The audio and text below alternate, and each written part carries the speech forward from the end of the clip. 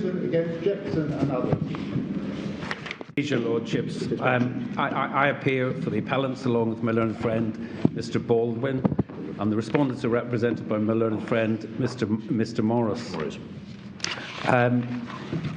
There's also, it's also right to point out in the case, Mr. Morris says in his statement that he's acting pro bono. In fact, both sides are acting pro bono in this matter, which is considered to be a very important matter to bring before the court on the question of whether or not, under Chapter 4 of the Housing and Planning Act 2016, on the reformulation of rent repayment orders, on our case, whether or not both the immediate direct landlord are captured by the legislation.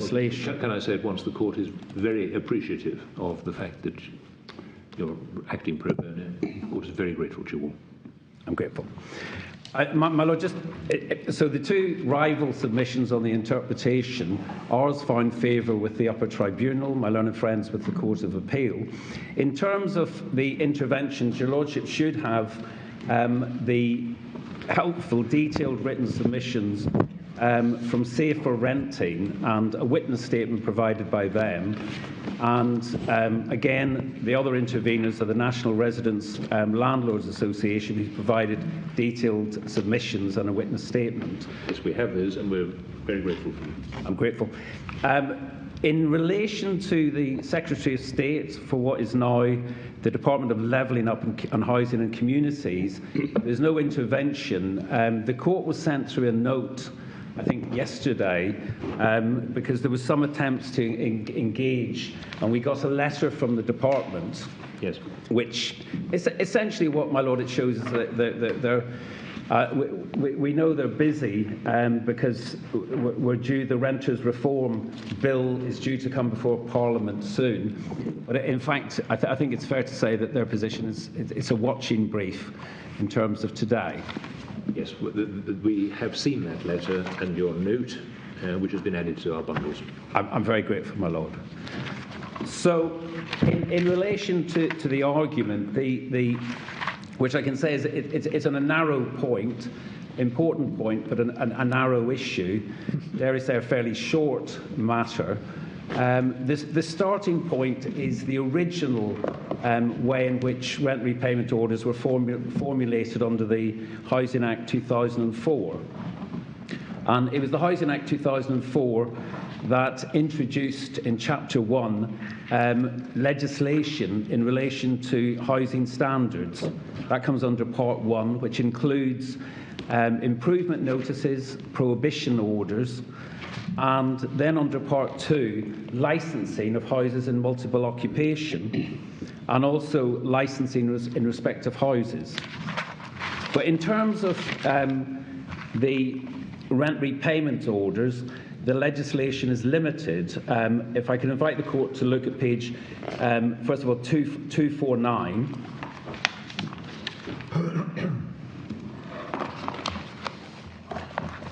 So that's the requirement under Section 72. Right. Bear with me a moment.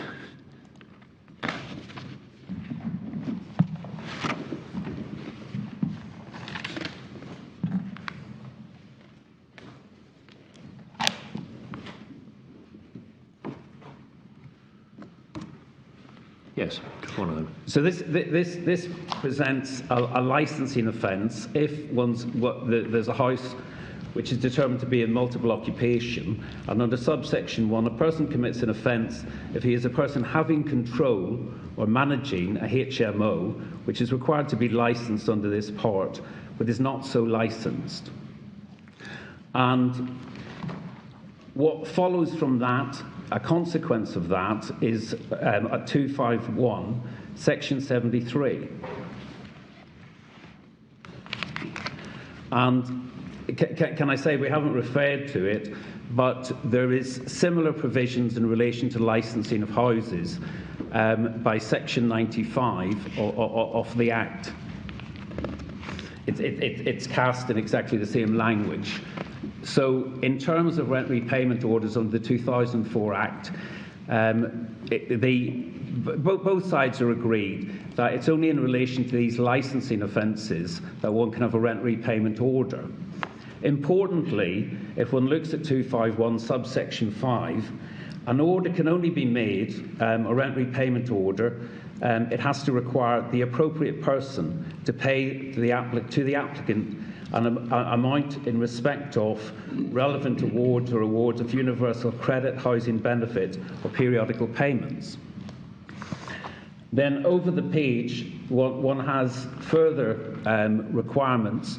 In relation to a local authority, the position is if someone has been convicted of an offence under Section 72, then they can apply for a rent repayment order. Or, if the person hasn't been convicted, they can still apply for a rent repayment order, but they'd have to prove that beyond reasonable doubt the licensing offence occurred.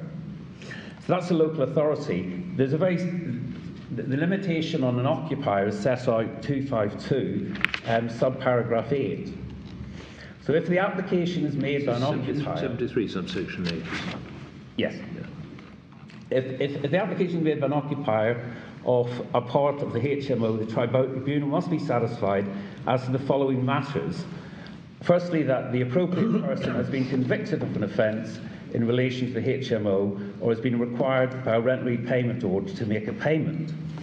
So, in terms of the tenant, the occupier, they have to, either there has to be a conviction in the magistrate's court, or it's a situation where the local authority have brought a claim and succeeded with that. So that is a very limiting factor.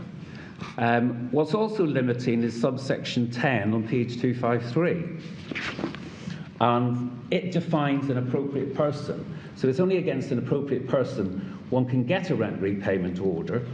And the limitation is specified as in relation to any payment of universal credit or housing benefit or periodic payment payable in connection with occupation of a part of a HMO means the person who at the time of the payment, and then I'd emphasise, was entitled to receive on his own account periodic payments payable in connection with his occupation.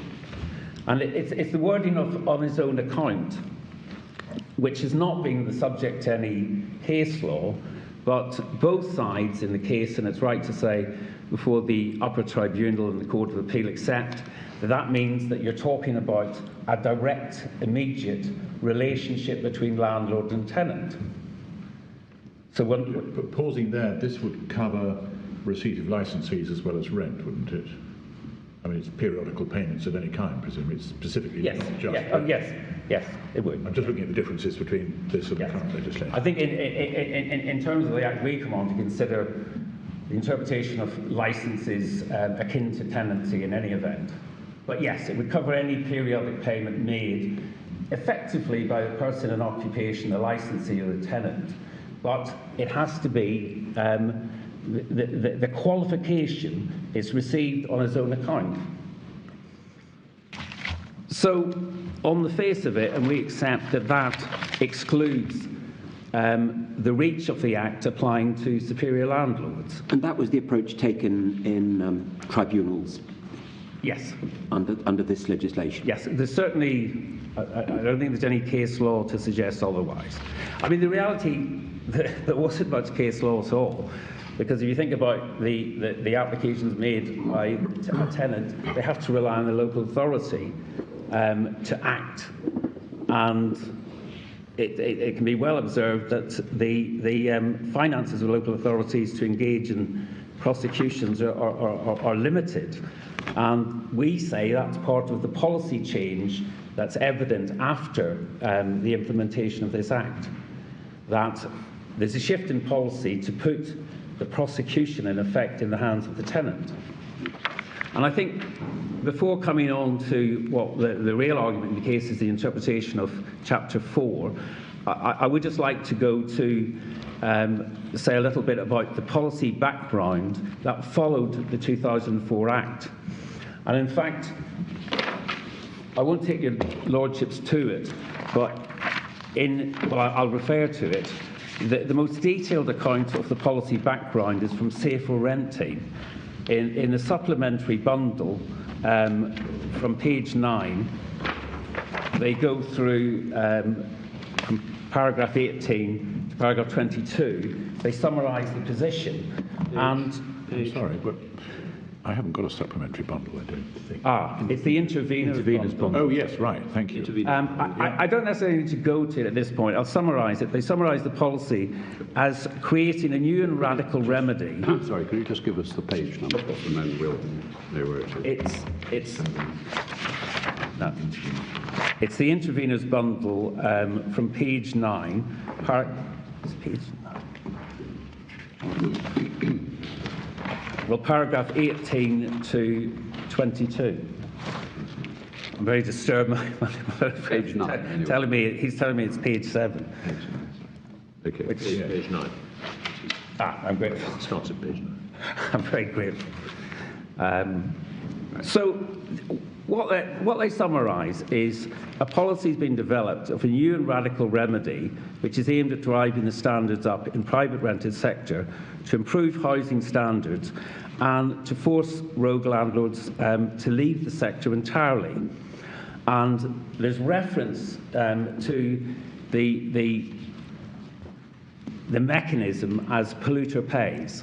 So effectively, the landlord who is a rogue landlord, and we'll come on to what's said about that, is liable to payment of heavy penalty if, in relation to housing standards, in relation to the way they treat the tenant, in relation to licensing, they misbehave to the extent they can come within the category or the banner of rogue landlord.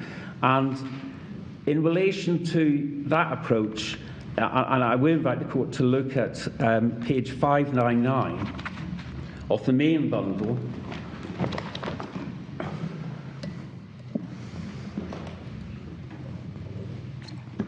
It's a document that was issued in August 2015 from the Department, as it was then, the Department of Communities and Local Government.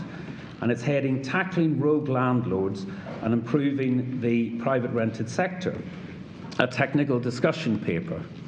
So for the first time in the lexicon, there's the use of the word rogue, which finds its way into the 2016 Act.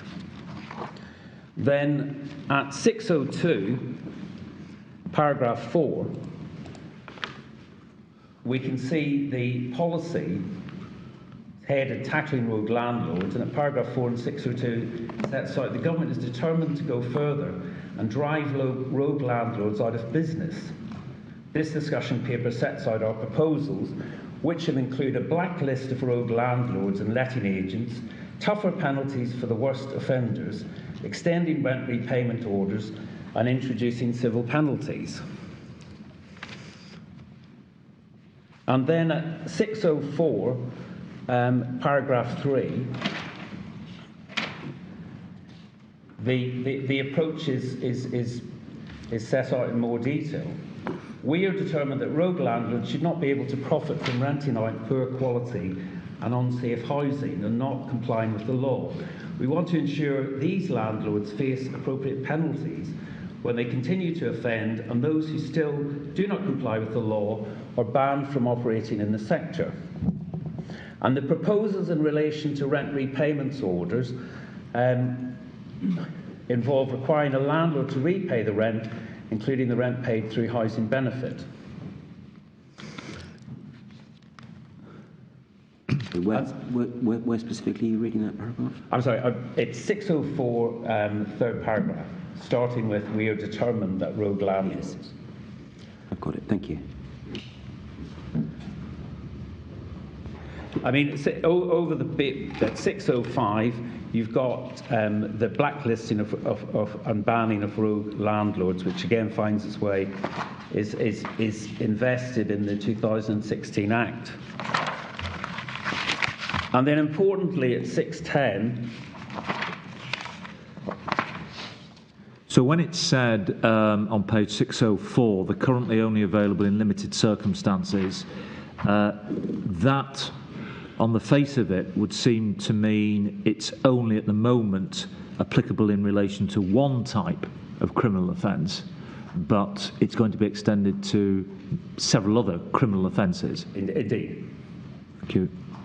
And what do you say about the word repayment in this context, in that particular paragraph you've drawn our attention to? The landlord to repay rent. Yes. I mean, in terms of that, again, the reference to repay is used in the, I'll come on to it, in the 2016. You said it's used in the same way in both. Yes. I mean, it's essentially, in terms of penalisation, the landlord receives rent, an amount of rent in relation to the tenancy. That rent forms the basis of assessment of the penalty. So the term is, yes, repay is used. It seems to be interchangeable under the 2016 Act, but effectively that's how the penalty is assessed. You look at what has been paid by the tenant, in particular over a 12-month period, and then the assessment of the penalty is by reference to them having to repay that back. Now we say that does not support a case to say that that's limited to just the direct or immediate landlord. Or the landlord actually having received it. Yes. We say that the superior landlord is receiving payment indirectly under the lease, but it's a mechanism of assessing the penalty. Yeah. But I think ultimately the arguments on that will be around the actual wording under Section 40, perhaps. Yes. I can see that economically the superior landlord is receiving the payment, but there's the interposition of a separate legal person, isn't there? Yes. It's a separate contract. Yes. I mean, that's correct. I mean, if it was viewed through the prism simply of creating a legal right to bring a claim in damages based on privity of contract, it would be problematic. But this is not. We submit that this is about a penalty being imposed. And the way you assess the amount of the penalty, it's referable to what rent was paid by the tenant. Well, there's two circumstances. One is rent paid by the tenant to the landlord, which will be the immediate direct landlord, or else referable to amounts paid by central government in terms of universal credit. Yeah. But for the moment, you're emphasising the broadening of this concept of a rogue landlord. indeed. And that particular person, if a rogue landlord, would be required to pay a penalty. Yes, and I mean, one has to consider what's meant by rogue landlord, and I'll come on to it, but just in terms of rent repayment orders at 610, from paragraph 2, I mean, again, 610, paragraph 1, says introduction and effective enforcement regime is essential to driving up housing standards in the private rental sector. And then paragraph 2, rent repayment orders introduced only apply where the landlord has failed to obtain a licence. I'm so sorry, which page are you on? So, I'm sorry, 610. Yes. It's still in the technical. Oh, I've got it, paper. yes. I'm assuming you're under the heading rent repayment orders. Yeah. So I'm looking at fourth paragraph down. Rent repayment orders are effective because they make it unprofitable for a landlord to dodge the responsibilities. We are considering extending them to cover other scenarios where a landlord has been convicted of illegally evicting the tenant, and where a landlord has been convicted of failing to comply with a statutory notice, such as an improvement notice or prohibition order issued by the local authority under the 2004 Act. No reputable landlord would behave in this way. And then at 611, paragraph 3, it specifically addresses failure to comply with improvement notices or prohibition orders. And we'll come on to say that in relation to the making of an improvement, it starts with the local authority serving an improvement notice or a prohibition order. Then there's offences for breaching the improvement notice, not complying with the terms or not complying with the terms of a prohibition order. And we come on to say that that's much more likely to be directed against the superior landlord, who is likely to have the repairing responsibilities in relation to the tenancy. But you're going to come to all of that? Yes. So, but as an indicator, it sets out, again, however, will not receive financial compensation. We are therefore considering extending rent repayment orders to cover the situation. And so that's the technical paper. And then we've got at 617, there's the response to responses were received from the government, and then they issued the government's response in November 2015. And again, in terms of the policy directed against rogue landlords, at 620, paragraph 3, it's reiterated again, a small number of rogue or criminal landlords knowingly rent out unsafe and substandard accommodation. 620, it's the response from the government. It's the third paragraph. Yes. Sometimes it's difficult to know on the page where you are, so it's helpful to have the paragraph. Of course, it's the third paragraph in 620. Thank you. We're determined to crack down on these landlords so that they either improve the service they provide or leave the sector. Can I just get a little bit of help? Why was the licensing route under the 2004 Act an inadequate way of dealing with unsafe or substandard accommodation? One would have thought that you wouldn't get a license if your accommodation was substandard or unsafe, or is the license not property specific? Is it just landlord specific? I don't know anything much about the licensing Well, in system. terms of the licensing requirements, first of all, under Section 72, it's in relation to houses and multiple occupation. Yeah. And then under 95, it's other houses required to be licensed. So when the legislation came into force, the requirements for house and multiple occupation, which are quite complicated, I mean, they talked about obviously different households, different numbers of floors, etc. So at that stage, they only captured quite a small amount of the landlord-tenant housing stock. The situation developed because the regulations became stricter. There was 2018 regulations as to what's defined as a house and multiple occupation. But the other important point is that local authorities were then entitled to bring in selective licensing schemes. So they could, in fact, bring in a requirement that any accommodation could be subject to licensing requirements. So in those circumstances, yes, that...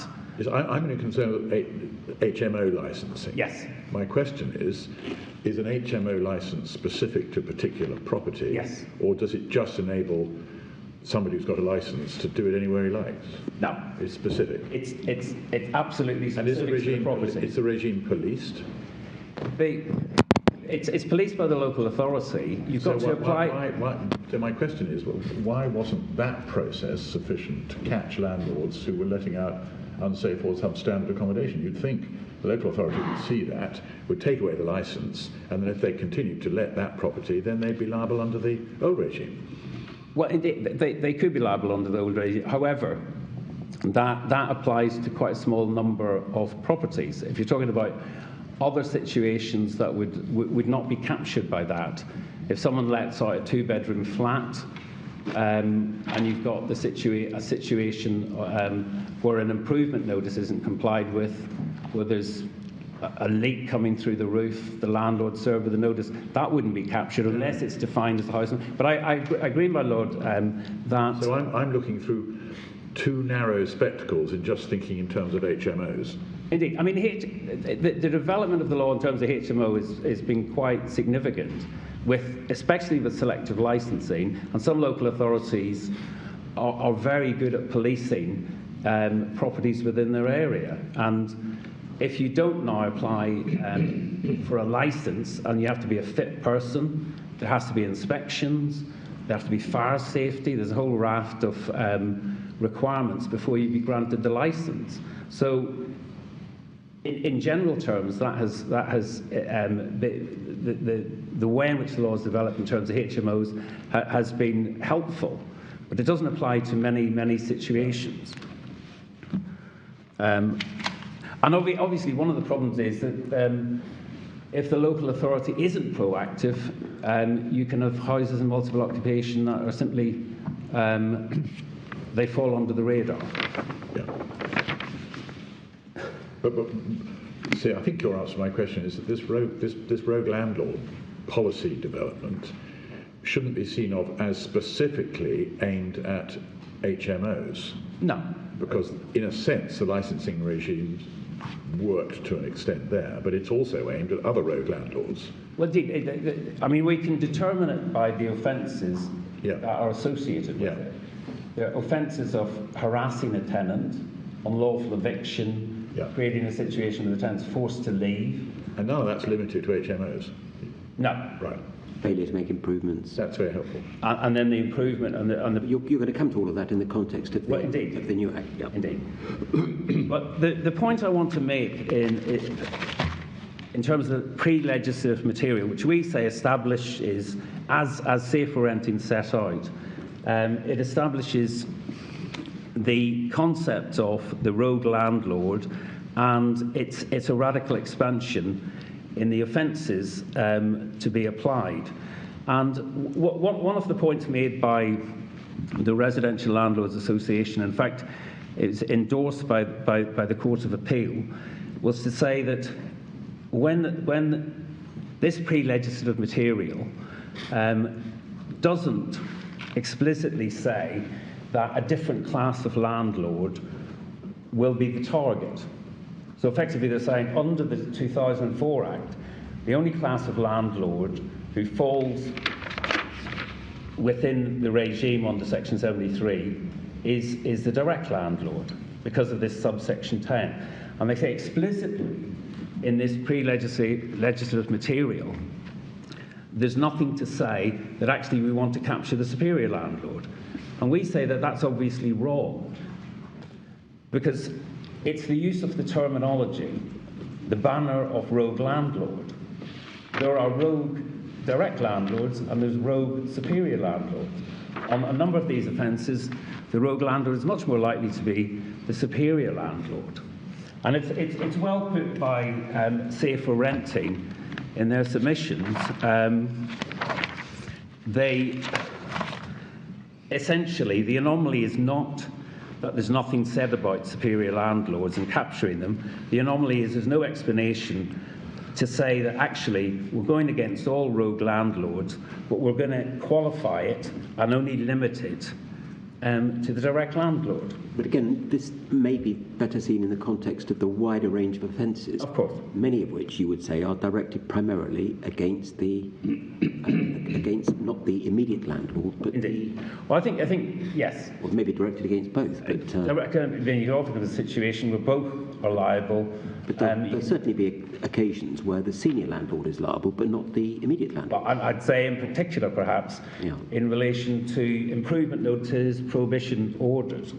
That's very important. So our point on the pre-legislative material is that we're saying by using the banner term and the references and the way it's set out, it's clear that all rogue landlords are encompassed within the target. I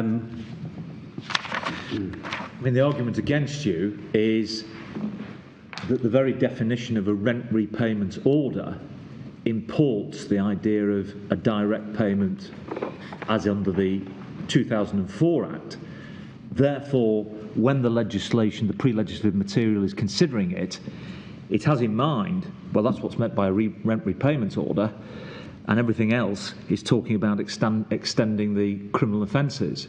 So that it's actually neutral.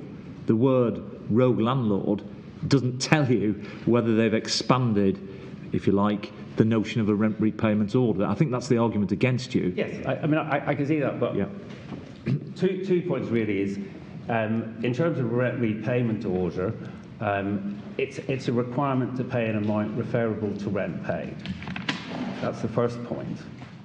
And the second point is that in relation to the approach, the policy consideration, which is to drive rogue landlords out of the market. If you're going to qualify that by saying, well, in fact, yes, this is what we want to do, but only to this extent, then it's going to be explicitly set out. So, I mean, most legislation which creates criminal offences is designed to stop the class of potential, it discourage the potential class of criminals from committing the offences. Indeed. But if every ambiguity in a statutory provision for a penalty was to be construed on the basis that you're driven by the purpose of driving as many people out of this market as you can and most effectively, you would have a principle of construction that any ambiguity in a penalty should be construed in favour of the severer rather than the less severe construction. And I wonder if that doesn't offend against a fairly well accepted principle of statutory construction. Well, my Lord, I think it could do, but we say in the context of what's also important is the framing under Part 2 of, first of all, under Part 2 in relation to the policy aims of Part 2 and then the actual wording of Chapter 4, which I'll come on to now. Okay. So, can I just ask you, just before you do that,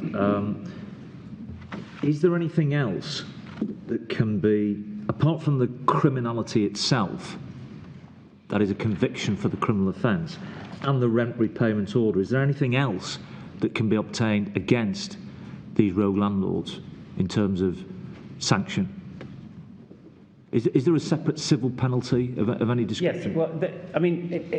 Yes, well, you've got criminal penalties and you've got civil penalties. There's also now under the Act, rather than prosecute them, you can actually impose a fine as an alternative, heavy fine. Yeah. I suppose if a road landlord was a limited company, you might get a public interest winding up petition on its feet against it.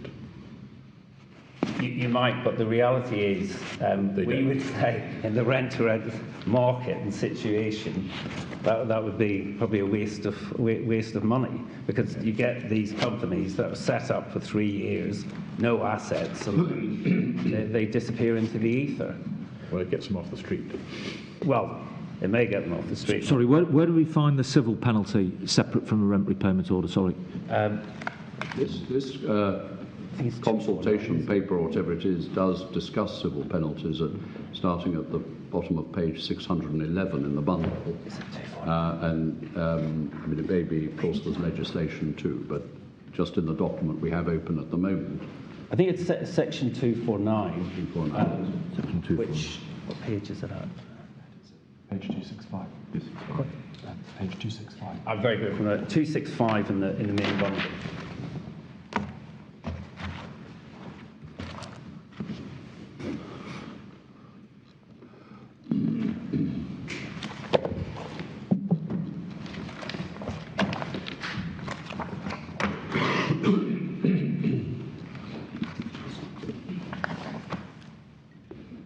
Section, I see.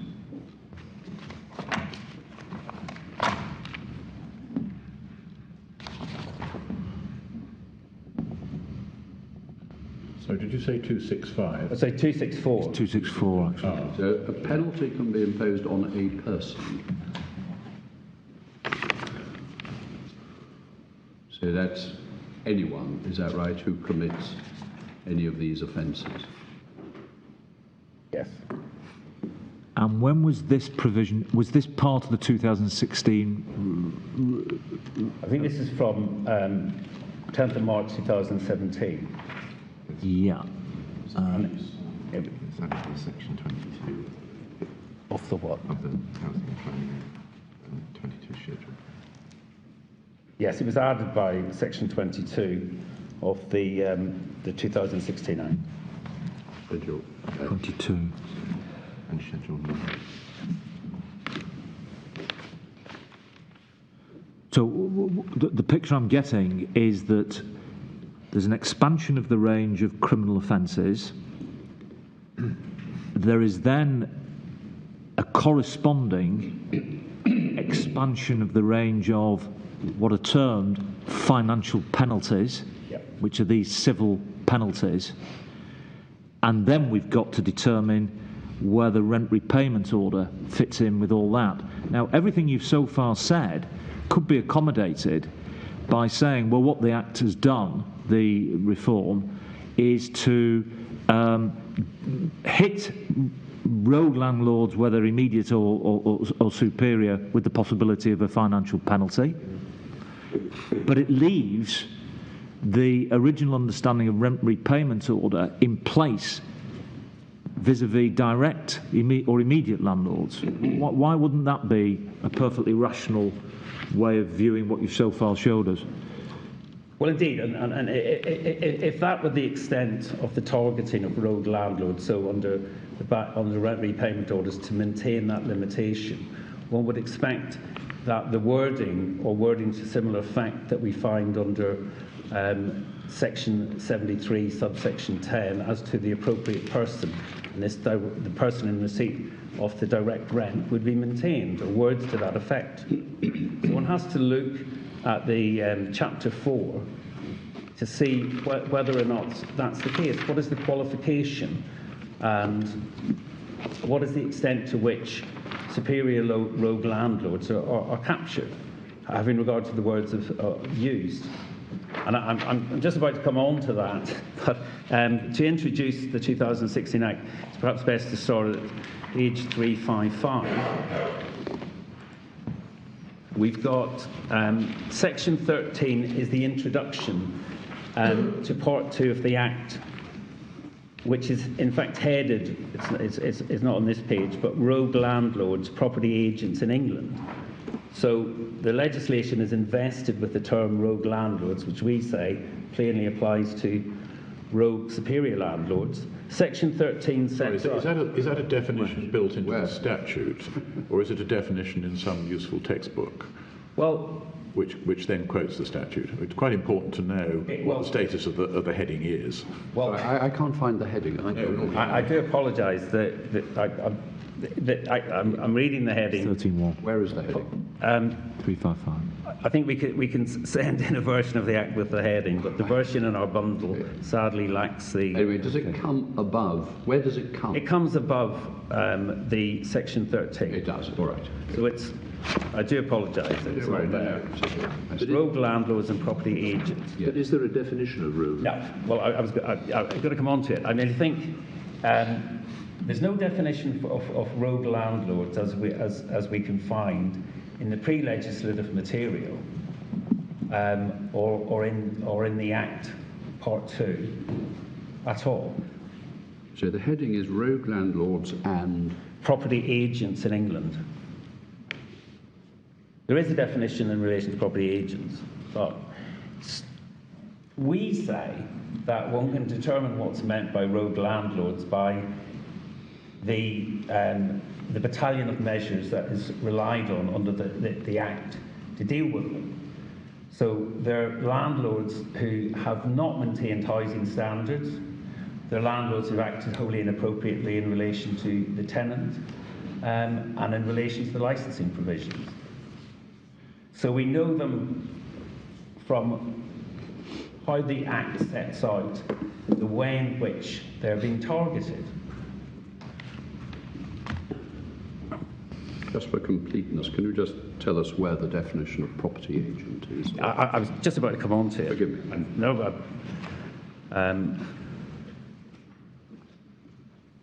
the last thing you want is me losing my thread. So just to look at Section 13, introduction on this part, and rogue landlords and property agents, and then subsection 2, Chapter 2 allows a banning order to be made where a landlord or property agent has been convicted of a banning order offence. Chapter 3 requires a database of rogue landlords and property agents to be established. Chapter 4 allows rent repayment orders to be made against a landlord who has committed an offence to which the chapter applies. So the wording is open, it's a landlord. And then Chapter 6 contains definitions. And in terms of it, if we go to Chapter 6, at 387 in the bundle,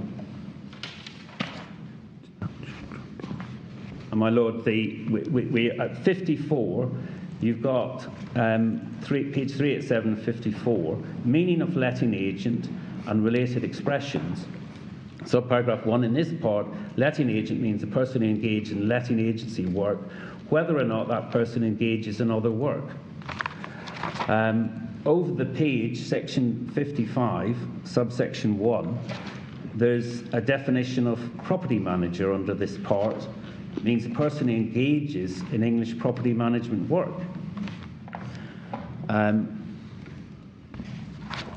There is also then, on general interpretation, section 56, we've got page 390, there's a definition of tenancy. It specifies it includes a license, but except in chapter 4, does not include a tenancy or license for a term of more than 21 years.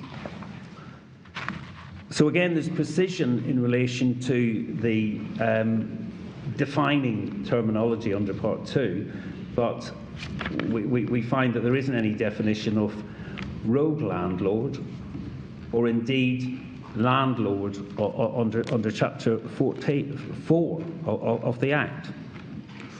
Under section, I don't want you to lose your way, but of course, section 13, I'm just trying to get back to it. It's at 355, my lord. 355. It does say that subsection 2b, chapter 3 requires a database of rogue landlords. So if we see who has to go on the database, that is a clue as to what is meant by a rogue landlord.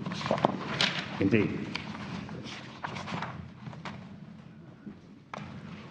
Don't necessarily address it now, but it's just a point. Is rent defined anywhere?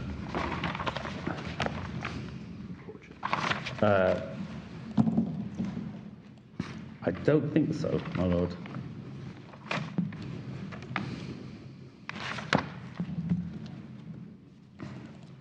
But I suppose rent under a tenancy might therefore necessarily include license fees under a license. Yes, yes. I think that's a fair. Did you find chapter 3? Well, Lord, I'll come back to the point about the database under chapter 3. That seemed to be section 28.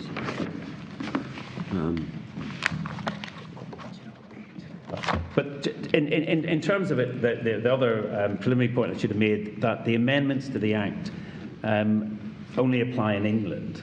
I think the provisions under section 73 now continue to apply in Wales. So we say the investiture of the term rogue landlords in this part 2 is of significance. Then we come to the question of construction of chapter 4, and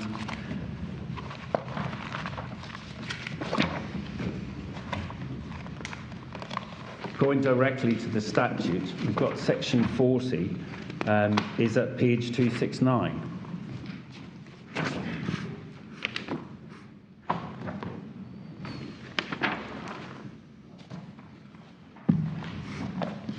And so to make some general observations about this section and what it allows a tenant to make an application to the first tier tribunal against a landlord who has committed one of the offences specified under subsection 3. They don't have to wait for the local authority to do that. They don't have to wait for a conviction. There's an article in the supplementary bundle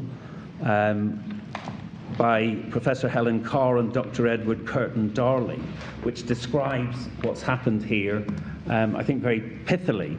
They set out, it turns individual residents into prosecutors of poor standards in the private rented sector, providing a real incentive to bring proceedings, whilst also requiring them to meet the criminal standard of proof. They are acting in lieu of the state to promote public good. I think that represents the position quite well. It's in the intervenors bundle at 71.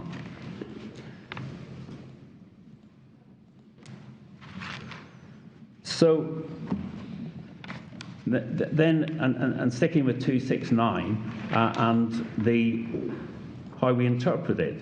We've got section 40, it's headed Introduction and Key Definitions, and section 40, subsection 1. This chapter confers on the first tier tribunal power on the first tier tribunal to make a rent repayment order where a landlord has committed an offence to which this chapter applies.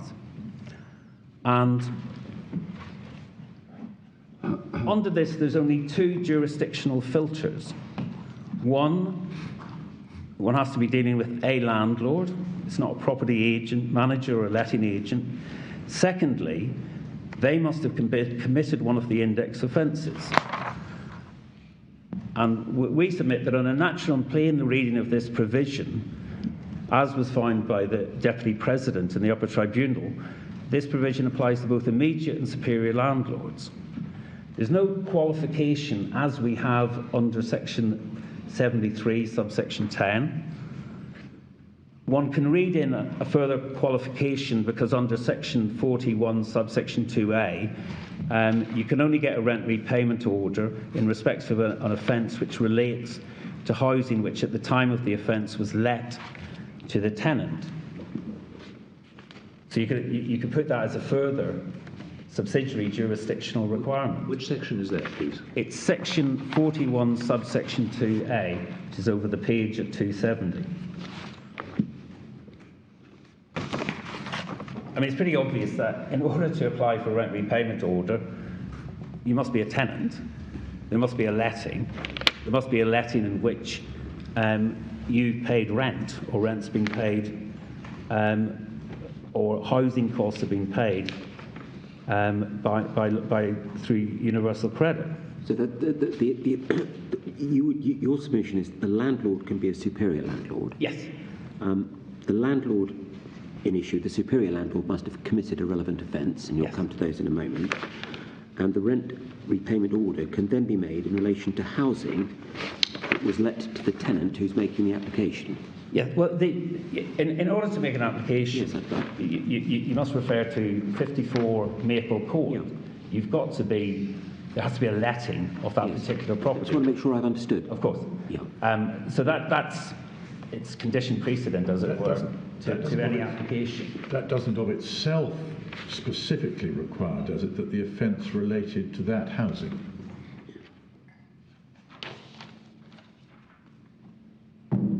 Well, sorry, it does. I'm so sorry. It does require that, but it doesn't explain what the relationship between the housing and the offence is.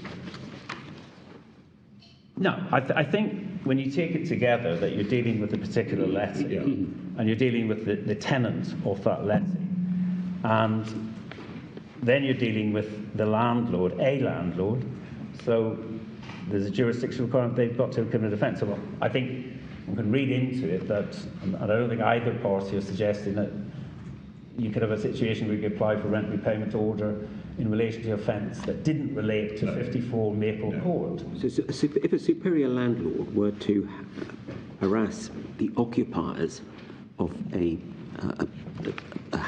building that was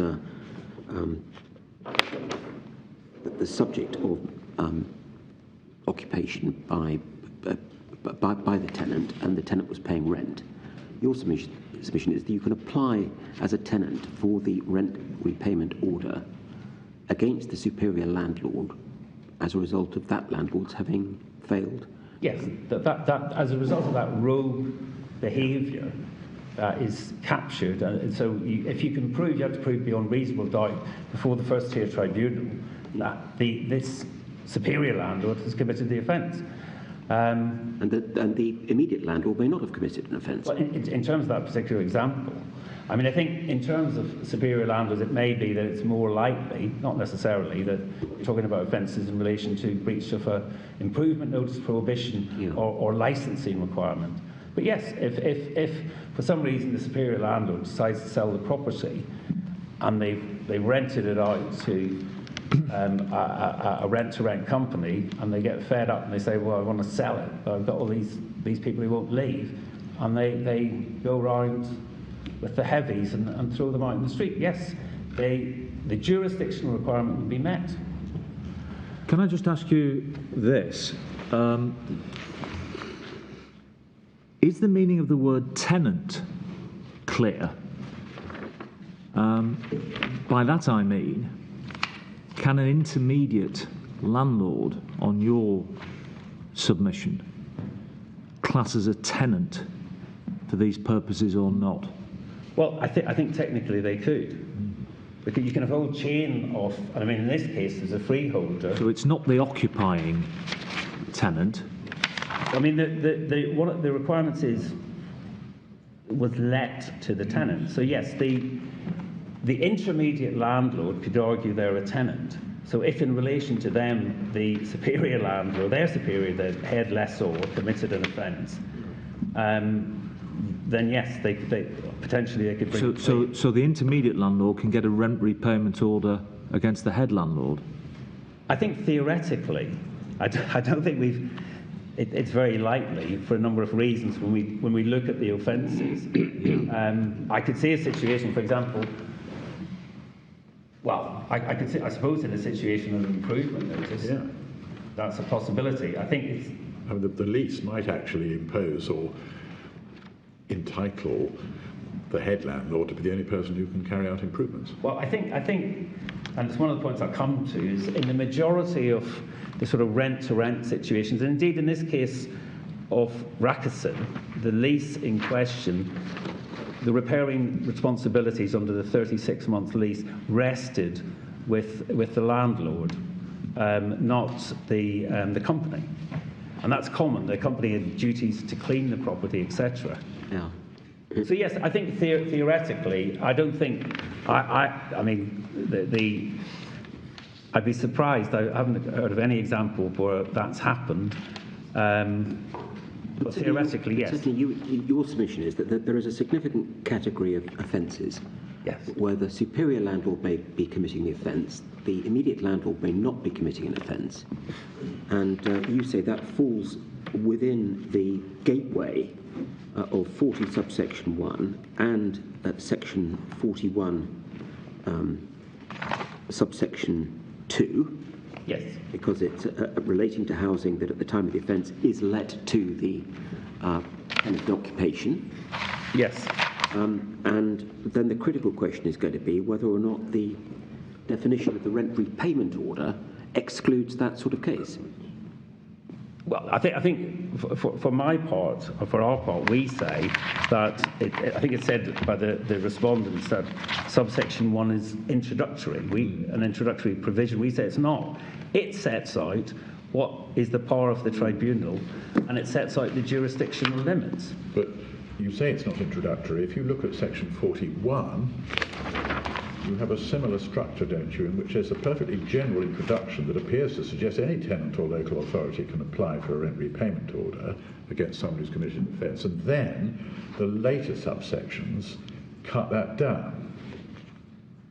And I'm just wondering if that's a feature of the drafting of both this and section 40, which might count against your submission that section 40, subsection 1, is not itself just introductory. Well, I think one could read it certainly in that way, and it's appreciated that grammatically there's different ways to read it. But we say the important part of subsection 1 is it's setting out the jurisdictional requirements. Now, it doesn't refer to any limiting factor or refer to. I mean, in the context, we don't have an interpretation section that defines a landlord. I mean, I think we'll expect a bit more. We'll expect an actual reference to the direct landlord, the landlord under the tenancy, the landlord who receives the rent. We don't have any of that. We say the wording is deliberately open. A landlord, in terms of the whole context of this Act and Part 2, includes superior landlord. Well, thus far, there's no problem, because there will be a superior landlord, which will be, in many cases, a person or a company that's committed an offence. Indeed. But now you run up to the crease, but you have to, at some point, deliver the ball in relation to section. Well, indeed. Section 2. So I'm just about to go there, my lord. So just before I leave subsection 1, I mean, in terms of it, our view of this is reinforced by safer renting submissions. They specify or set out that if there was any intention to refer to a particular type of landlord, that would have been demonstrated in the statutory wording. And again, in the first case before the upper tribunal dealing with this issue, Judge Elizabeth Cook, and it's at 49 of the bundle, in a very short order found that looking at it from the perspective of what is required, that a landlord obviously includes the superior landlord. But yes, the next question is whether or not on a correct interpretation of section 40 subsection 2, that what we submit can't stand. I mean, I also make the point in our written case statement that diverse statutes, including Housing Act 1988, to do with introducing assured tenancies, assured short-hold tenancies, there is a definition of what's included in terms of a landlord. So that's like landlord includes any person from time to time deriving title under the original landlord, also includes in relation to dwelling house any person other than a tenant who is, but for the existence of the assured tenancy, would be entitled to possession of the dwelling house. No such definition is imported into Chapter 4. I suppose it would have been very easy to include a reference to a superior landlord if that had been intended. I think that's a point that well, indeed. I mean, I think, yes, we say that the whole approach is against road landlords, who obviously include superior landlords, and the offences reinforce that and the way the offences take effect. And it's not something that the legislature forgot about, as it were. But yes, I mean, one way or the other, I think both parties would agree, Mr. Morris would agree, that if it had been, it could be explicitly set out one way or the other. But we say common sense and plain language used is to be open, not to be restrictive, as was under Section 73. To come on to Section 40, subsection 2, we say that this should be looked at through the lens of penalisation. We say this defines the operation of a rent repayment order. The wording of the introductory line does not exclude the superior landlord. So it's a rent repayment order requiring the landlord under a tenancy of housing in England too. So when it says the landlord, we say that can encompass both the immediate and the superior landlord. And what this section's doing is it's setting out the operation of the rent repayment order. So what the rent repayment order requires the landlord to do is either to repay an amount of rent paid by a tenant, or, and then we come to subsection B, pay a local authority amount in respect of relevant award of universal credit paid to any person in respect of rent under the tenancy. So we say the use of the definite article in the introductory line is unsurprising, as a provision it's identifying the particular landlord who is to be sanctioned. Well, it's the landlord in subsection 1 who's committed the offence. Yes. So this is a particular landlord who's going to be sanctioned. The question is, how are they going to be sanctioned? And it's about assessment. How do you assess the penalty? So clearly the provision doesn't bite unless the identified person is a landlord in relation to a particular letting. If you're right and landlord under subsection 2 includes a superior landlord, then the phrase under a tenancy of housing is not therefore limited to the tenancy under which there is a letting to the tenant who can apply under section 41. Well, there has to be a letting in relation to the tenant. No, but my point is that landlord under a tenancy, if it's to apply to a superior landlord, tenancy there means not the tenancy under which the property is let to the applying tenant, but a superior tenancy. Yes. So the superior landlord is a landlord under the tenancy. there's a property, and the relationship is one of, you've got the immediate landlord, you've got the superior landlord. They're both landlords in relation to that property. So you're not, I think, agreeing with what I've just put to you. You're saying landlord under a tenancy can mean the immediate or superior landlord under the tenancy. Let's say tenancy to X. The landlord, the immediate landlord is Y, the superior landlord is Z, but you would say Z can be a landlord under the tenancy by Y to X because he's a superior landlord, rather than saying he's a landlord under the tenancy by him to Y. Well, I think our approach in terms of penalisation is you identify a particular property, and in this introductory paragraph, the rent repayment order is requiring any landlord in relation to that particular property where there is a tenancy. The tenancy of that property, the immediate tenancy, is between the occupier, we call it, or the tenant, and the immediate landlord. But we say it doesn't restrict that tenancy and that relationship to just the direct landlord. Yes. Yeah. The subsection is broad enough to include a superior landlord in relation to a tenancy between the ultimate tenant and that tenant's landlord. And then, can I just ask you about, of course, the amounts? We've got the phrase repay under 2A, 42A. Let's assume we've got different payments of rent. So we've got the occupying tenant, let's just assume, is paying £1,000 to the intermediate landlord. Of course. The intermediate landlord is paying £700 to the superior landlord. Yes. What can be claimed against the superior landlord on your submission? Is it 1,000 or is it 700? Is it limited by the amount received by the landlord on your submission? Yes. The way it's limited is specified under subsection 2A. So it's referable, the assessment of the penalty is referable to the amount paid by a tenant to the immediate landlord. So it would be the £1,000. And there's a limit that can only apply for a 12-month period. So that's later in the provisions.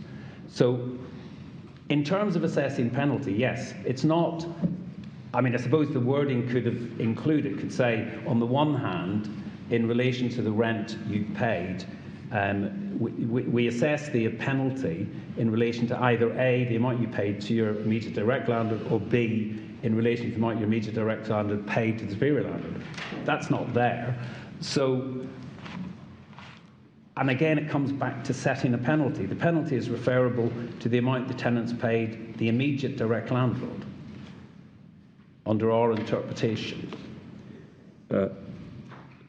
So, in my example of £1,000 paid by the occupying tenant to the intermediate landlord and £700 paid by the intermediate landlord to the superior landlord, you would say that the repayment order is potentially £1,000, yes, even against the superior landlord. Yes. Now, it's a penalty, and so therefore you've got to go through various stages. For example, licensing, was there a reasonable excuse?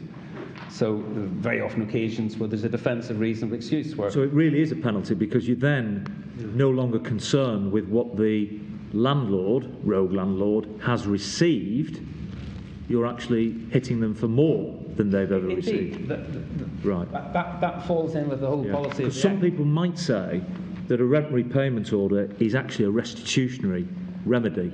It's a payment made and the same amount received by somebody. But you're not saying that. You're saying it's definitely a penalty. My Lord, I submit that if one looks at the chapter 4 step by step, it is a penalty. It's a way of hitting the pockets of a rogue landlord, quite high penalisation.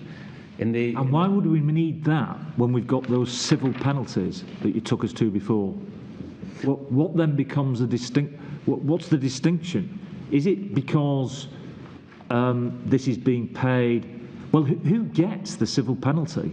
I presume it's not the tenant. It's a local authority. Okay, so that would be the difference, would it? That it's Would the be the tenant. difference, but also I think one's got to go back to the discussions of pre-legislative policy. It's put in the hands of the tenant this right to act as prosecutors in a sense, and as a way of driving rogue landlords. Either they improve or they leave the market. So they're going to be hit by heavy penalty, penalisation. But that's the policy of the Act. The tenant must be put back into the position they would have been in, but that doesn't necessarily mean that the person who's going to be paying it has actually received the rent. Well, there's no reference to. Yeah. It should, we say, it should not be looked through the lens of a right to sue to get back your rent. I mean, there's some legislation that does provide for that, but this is not the mechanism of rent repayment orders. Because it gives the tribunal the discretion whether to make a rent repayment order at all, and if so, what amount. Well, I mean, I think that again, it goes. The Safer Renting deal with that at length in their written submission. That first of all, you've got the statutory defences, you've got appeal rights. Yeah, but beyond that, I mean, if it was a purely restitutionary remedy, you wouldn't expect perhaps that degree of discretion. Maybe you would. Of course. But I think in terms of the actual penalty imposed, the degree of culpability is, as can be seen from various cases before the first tier tribunal and the upper tribunal, is taken into account. It's, if you read it, it looks more like, you look at the mitigation, it's a penalty. So you look at the mitigation, culpability, and then you fix the penalty. And the recent cases suggest that it's only in very extreme cases that someone will get the full 12 months rent. So as I say, there's a very measured approach taken. Sorry, I may have misunderstood you. I thought you said this is not a way of getting back one's rent. I would have thought that's precisely what it is. Well, in a sense, but you do get back your rent, but the mechanism is to penalise. It's a penalty. In real terms, the tenant of 54 Maple Court has paid rent for 12 months, and they may get back a proportion of that, maybe 60% or something. It depends on the case. And that can depend on the culpability, amongst other things, the culpability of the relevant landlord. Well, indeed. I mean, as I say, it's in the Safer Renting submissions, which I go to. They refer to various authorities where that has to be taken into account. Yeah. If you're right in saying that this is merely, if you like, a quantification mechanism, quantifying the penalty. Of course. We see in subsection 2b, there it's an amount in respect of a relevant award of universal credit paid in respect of rent under the tenancy. Yeah. And the in respect of, I would incline to think, quite typical words of quantification. You look at the amount of universal credit, you look at the amount of rent under the tenancy. You've got to check that the universal credit is paid in respect of rent under the tenancy. And the words in respect of, if you like, give you your quantification link. But in 2a, it's repay an amount of rent. And I'm just wondering why it doesn't say in respect of rent if it's merely a quantification provision. Well, my Lord Briggs, I think it could have said that, but I think it's put in quite simple terms. This is how you assess the operation of a rent repayment order. And later on, it's in terms of what can be paid, it's specified in the later provisions. Yes, I mean, section 43(3) says the amount of a repayment order is to be determined in accordance with, and then sections 44, 45, where it's the local housing authority. 46, we haven't looked at those yet. Well, indeed. There is a discretion both as to whether to make an order and as to the amount as well. Well, I think it's section 44, subsection 4, refers to, in determining the amount, the tribunal must in particular take into account the conduct of the landlord and the tenant, financial circumstances of the landlord, whether the landlord has at any time been convicted of an offence. I mean, this is all penalty. This is all, when this court was Middlesex Crown Court, this is all getting up and mitigating in terms of a fine or whatever. And we say that's the proper approach. And it's on the that, same under 45, where the application is by the local housing authority. The same discretionary elements come in, I think. Yes. Similar ones, anyway. Yes. In terms of, yes, Section 42B, which was obviously found to be problematic, it deals with the situation where universal credit has been paid. Now, obviously, we're all agreed that universal credit is paid not by the local authority, it's paid by central government. Generally speaking, it's paid on a monthly basis to an individual. They get each month a record of what they're going to be paid. It includes housing costs element. So it's paid directly to the tenant in normal circumstances, but in some circumstances it can be paid directly to the immediate or direct landlord. Now, in terms of the interpretation of subsection 2b, from the perspective of a penalty, we say you've got the introductory part, which refers to the landlord under a tenancy, and then you've got what's required under by operation of the order. What does it require in relation to a local authority? And the requirement is that an amount is paid in respect of a relevant award of universal credit paid to any person in respect of rent under the tenancy. Clearly, the Court of Appeal linked that to the reference to a tenancy in the introductory paragraph and conclude that one is talking about the same tenancy, and ergo one then is talking about the direct landlord and not any superior landlord. We say from the perspective of penalty, that's not the case. The reason that we've got the reference to, in subsection B, to respect of rent under the tenancy is there has to be a tenancy in respect of which universal credit was awarded, in respect of which that was paid to any person, the tenant, the landlord, an appointee of the tenant.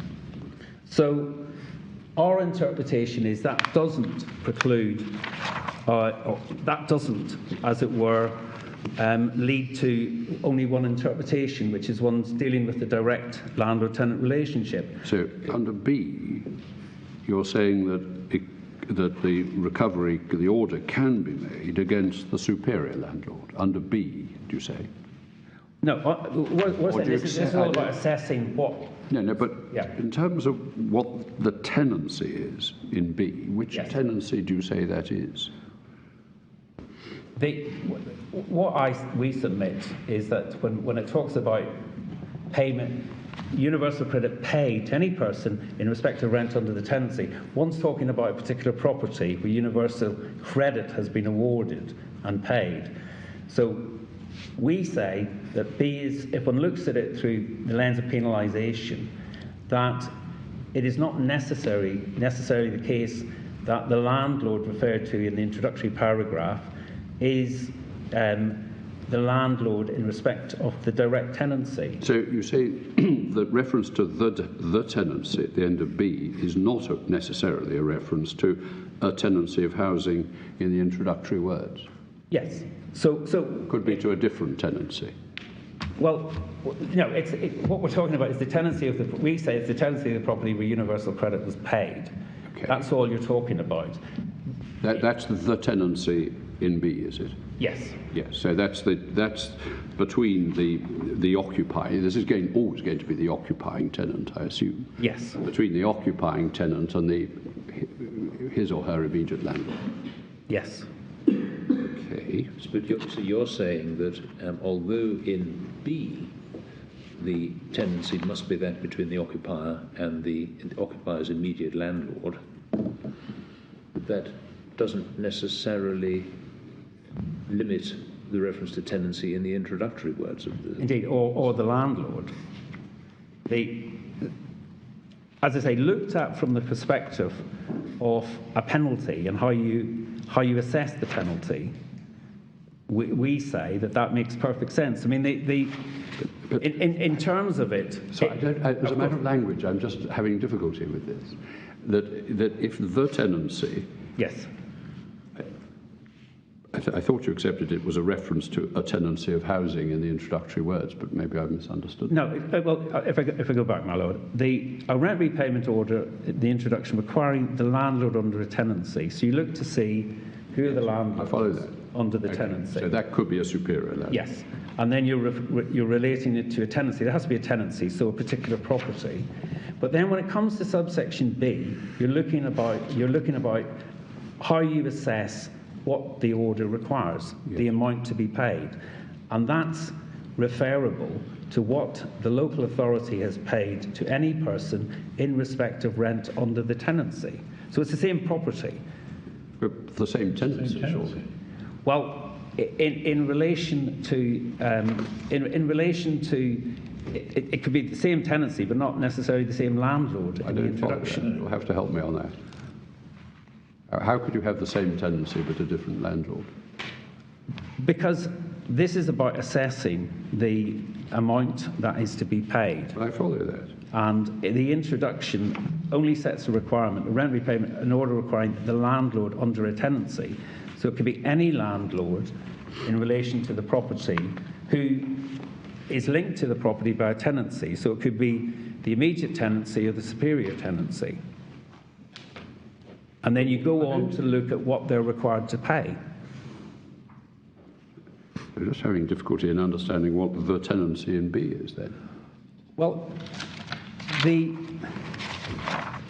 I mean, it's not straightforward in that it would be much more straightforward. No. We've got the words as they are. Indeed. So I agree it could be. If there was a reference to if landlord accommodate your interpretation, I do follow that. But we've got to try and grapple with these words, haven't we? Can we just use a concrete example? Indeed. So I'm going to reverse my X, Y, Z. I think I put them the wrong way around before. We have a letting by X to Y. Yes. Call it letting 1, tenancy 1. And a letting by Y to Z, tenancy 2. Z is in occupation, and he's getting some help with payment of universal credit. Yes. Towards the rent under tenancy 2. Yes. Now, and he's also the person who's paying rent. It's that tenancy under which, under 2A, he's paying the rent, tenancy 2.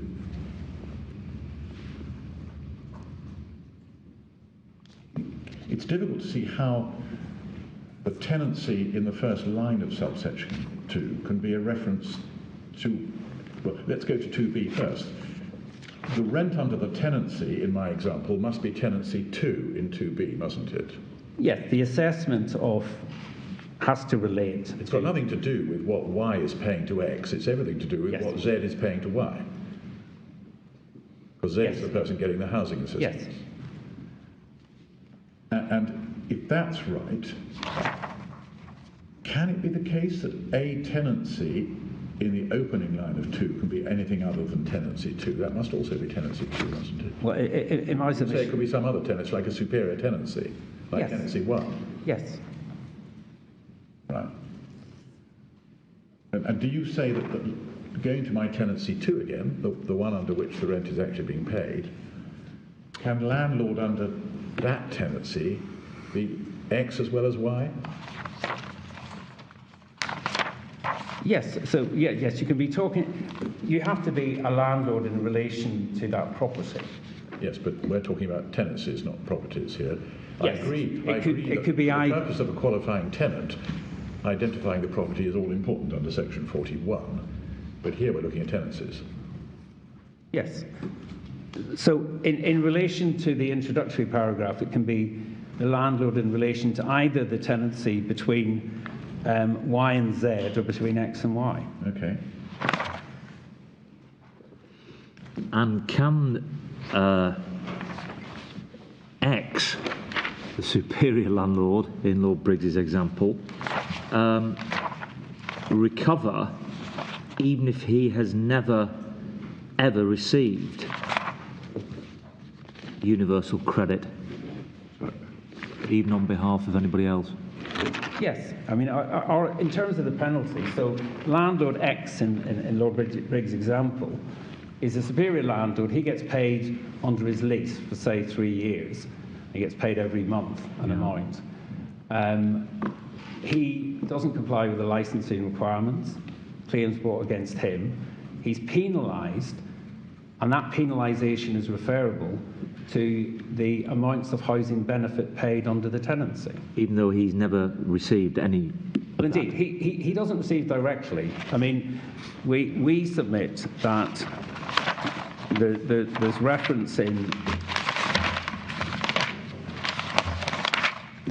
to receiving directly or indirectly under section 45 subsection 3. But we say yes, that it's not about essentially creating a right to sue your landlord or one of your landlords. It's about a penalty to be imposed. So you can be repaid the money by somebody who hasn't actually received it. Not directly. They have received. Well, You say that that's not an abuse of the word repay, because the tenant is getting the money back. In a sense, they're getting it back, but as that is not necessarily, in terms of repayment, someone's got the money. It's not always the requirement they repay necessarily back to the same person. Is that? Can I put this to you as regards that? It is slightly odd to refer to the landlord repaying an amount, which is what subsection 2 does, when the landlord has never itself received anything. It's the landlord repay. It's not that the tenant be repaid. Yeah. It is that the landlord repay. Doesn't that suggest that it is the landlord that has received the rent and will repay it? Well, in a sense, yeah, I can see that it could have been better expressed, but it doesn't preclude a landlord who's been receiving rent from the intermediate tenant, we say, being required to pay an amount assessed referable to the amount. Establish, would you, that the intermediate tenant had actually paid the superior landlord? Would that be a necessary ingredient of making? Well, I don't think so. But it might be unfair. The way you put it presupposes that the superior landlord has been paid the rent. Well, I think the intermediate rogue landlord may have disappeared without paying the rent. Well, I think then one could have a very good possible defence. But second, potentially. But that, yes. Potentially. So it could equally well have said pay instead of repay. Yes, I mean, I think it's fair to say that there's some references to, interchangeable references to pay and repay in terms of these provisions, which I'll come on to. But yes, but we say the important point is about assessment of a penalty, how that's assessed. In terms of our interpretation, I do draw succour from the article by Professor Carr and Dr. Edward Curtin Darling, which is in the supplementary bundle at page 73, where they point out that their take on it is that the subparagraph B is about relates to the liability to pay universal credit.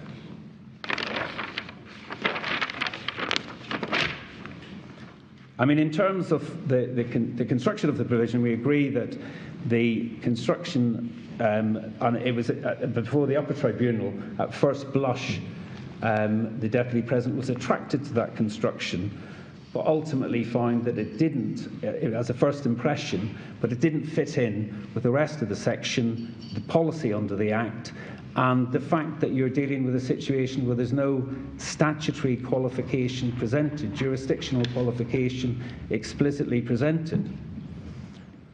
And in my submission, the interpretation doesn't fit with a common sense approach, taking the provisions together.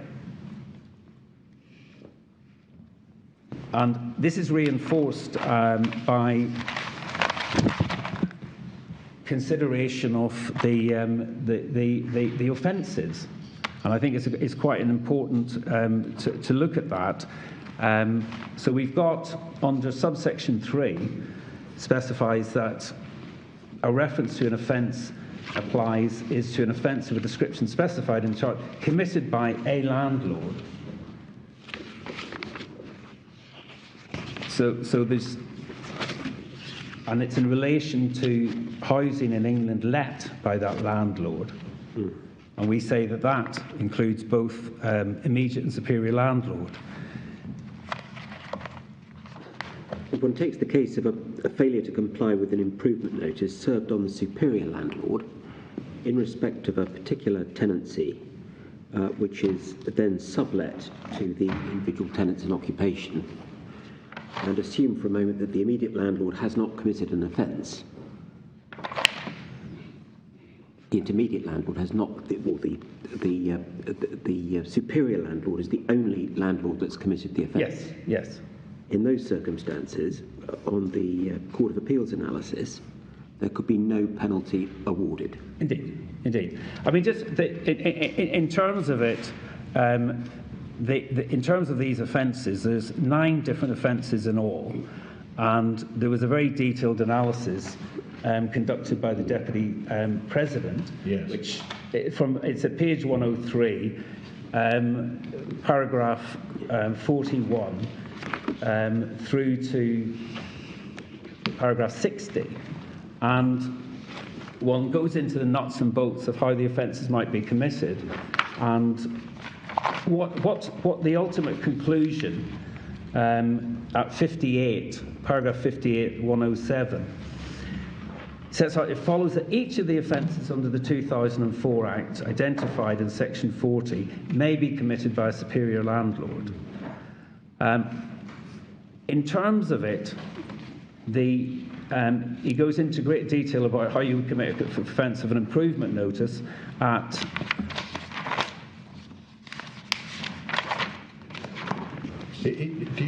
Do you simply invite us to take that as a correct statement? Yes. I'll ask your opponent whether he accepts that. I think what, well, yes. I mean, I think it's... He doesn't. I'm just hoping we might save some time. Save some time. I think in terms of some of the important offences, there's a detailed analysis of who would be served with an improvement notice, for example, at 105.48. And then who could be liable in relation to a prohibition order. And in short order, if you're hold the licence to the property, an improvement notice will be served on you.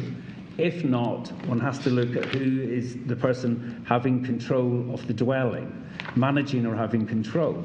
And the conclusion at 56 is that a local housing authority, on page 107, is that a local housing authority may therefore serve an improvement notice on a superior landlord in receipt of rack rent as the person having control of the dwelling, or a HMO which is not required to be licensed.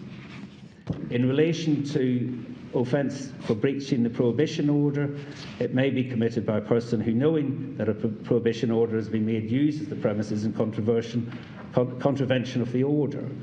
And the definition includes the owner of the premises.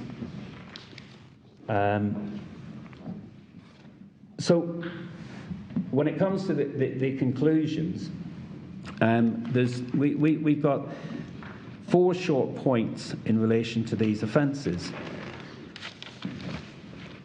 These are offences which have been brought into the tent in relation to rogue landlords, while the offences can be committed by an agent, a hired gun of the landlord, but they're chosen as... So they can be?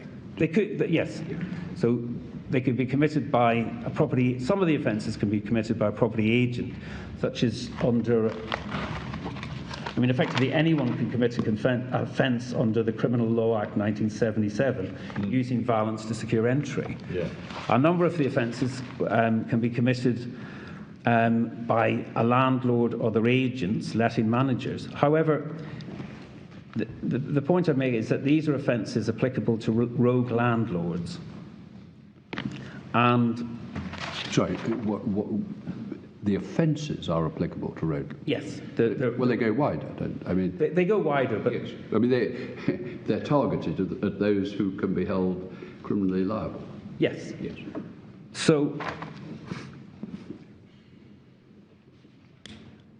in terms of the likelihood of offences being committed by the immediate as a superior landlord, at paragraph 59 and 107, the Deputy President refers to the fact that there's evidence before the tribunal that policy of Camden is that licence will not be granted to landlords holding less than a 5-year term.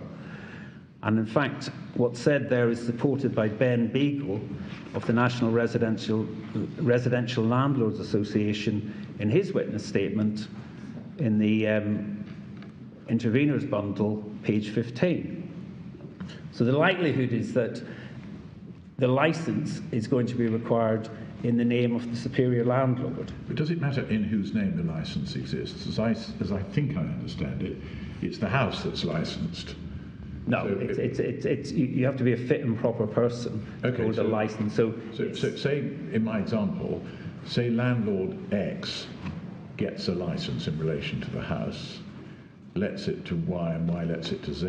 Has Y got to go and get his own licence to be involved in its management? Or can he rely on X's licence? Yeah. So there has to be, yes, there's one named licence holder for the property. Once that's been obtained, yes, anybody can be involved in its management, presumably, or in its control. Yes. So in the case of a licence, what we submit is it's in terms of if there isn't a licence in place, the local authority are much more likely to require the superior landlord to apply for the licence to prove they're a fit and proper person to engage with them in all the licensing requirements, as found by the Deputy President. And at 59, similarly, sets out deciding who to serve an improvement notice, a local authority is likely to consider the practicality of the recipient being able to carry out the necessary remedial works. And it specifies that an immediate landlord has no significant repairing obligations, no right to carry out major work. So if an improvement notice is served because there's a major leak through the roof causing penetrating dampness throughout the flat, the local authority are going to serve the improvement notice on the owner or the superior landlord. They can appeal that, but the breach will be in relation to their conduct. So you were about to make 4 submissions, I think. Yes, so that's the second one, I think. Sorry, so forgive me. Yes, the first one was. So you better just repeat your. Well, the first one is just to say that in relation to the offences, they're targeted at rogue landlords, property agents, letting managers. So they can be committed by landlords, property agents, and others, and some of them by anyone, like the. Indeed, but primarily they're in this section because they're offences of rogue landlords. What is that? That's what anyway, that's your submission. That's how they're. Yes, okay. The rogue landlords is identified as provisions targeting rogue landlords, and these are the offences relied on to target them. Right. The second point was in relation to the fact that insofar as some of the offences, they're much more likely to be, culpability is much more likely to be with the superior landlord. Thirdly, sorry.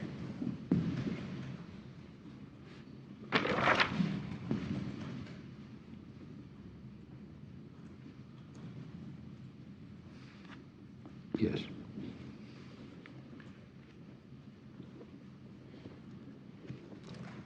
I mean, the third point in terms of... Just coming back to your licensing example, suppose X fails to get a license and he's the one with the 5-year, or he's the one with a 5-year term. Y hasn't got a 5-year term in my XYZ example. But if he doesn't get a license, then if Y is controlling or managing, then Y is guilty of an offence, presumably. Well, yes. I mean, I think control or management of an unlicensed house. Y would be a manager. So potentially, but would Y have a reasonable excuse to say, well, I've done everything I can to get my superior landlord to apply for the licence and he's refusing to do so? Well, then he shouldn't be letting it, presumably. Is that an excuse? Well, I don't know whether or not that would amount to a reasonable excuse, but I think they would Y would have to consider their position very carefully. I mean, I think in practical terms, again, that's perhaps theoretical, because what tends to happen is that the licensing requirements are ignored until there's a knock on the door, and then it's a question of who's going to make the application for a license and who's liable for the fine for failing to do that. So you can have situations where both the manager of the property and the superior landlord will be liable for failing to obtain the license. What if the superior landlord isn't managing or in control of the property, and the intermediate landlord is, The superior, why in my example, and the property is unlicensed? I think in your Is example, X committing an offence, or is it Y who's in control or management of it who's committing? Well, they're defined terms. defined under section 226. My Lord, yes. Yes. If Quite complicated in a way. if the superior, it's explained very well in these passages, but if the superior landlord is in receipt, I think it's 2/3 of the rack rent, then they're a person in control. Okay, yeah, understood. So Yes. the third point is in relation, going back to the actual statutory provision, page 269.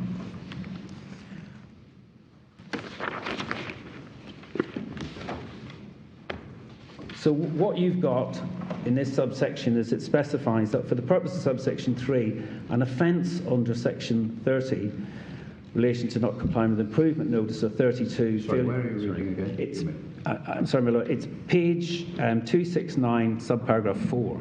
Oh, Yeah. right.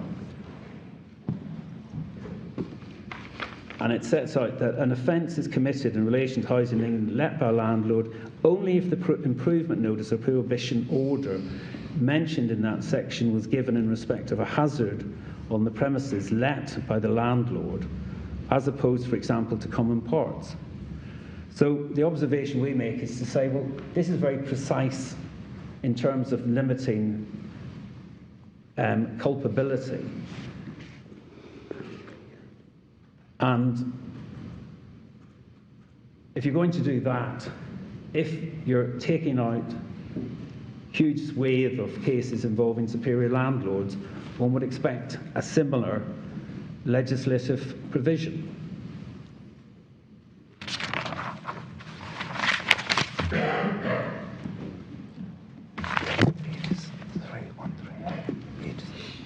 So the final point on the offences that we say is useful in terms of the overall construction, it's in relation to the offence under section 1, subsection 3A of the Protection from Eviction Act, which was introduced by section 29 of the Housing Act 1988. And Sorry, the offence? It's an additional offence under section 1, subsection 3A of the 1977 Act, which we find at 285.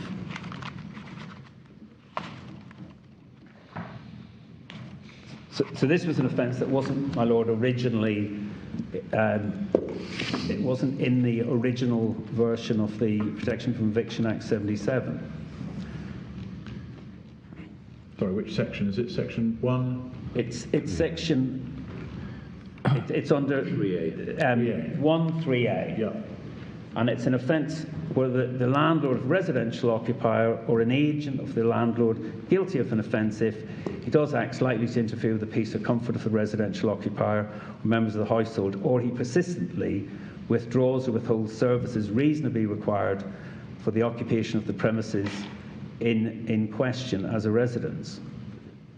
And what's interesting is that there's a definition given under 3C, and it specifies that in subsection 3A above, landlord in relation to a residential occupier of any premises means the person who, but for A, the residential occupier's right to remain in occupation of the premises, or a restriction on the person's right to recover possession of the premises, would be entitled to occupation of the premises, and any superior landlord under whom that person derives title.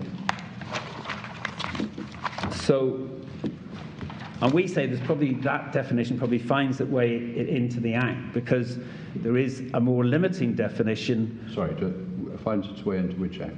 Well, this provision was introduced by Section 29 of the Housing Act 88. Yes. But Sorry, Section 29 of the Housing Act 88.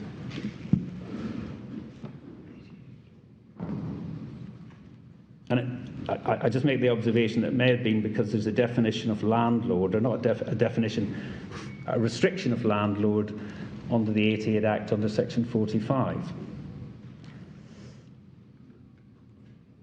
And in relation to this, again, we say that, alive to the fact that there's this definition contained in relation to one of the offences, that if you're going to cut down and add this restriction, it's going to be explicitly set out.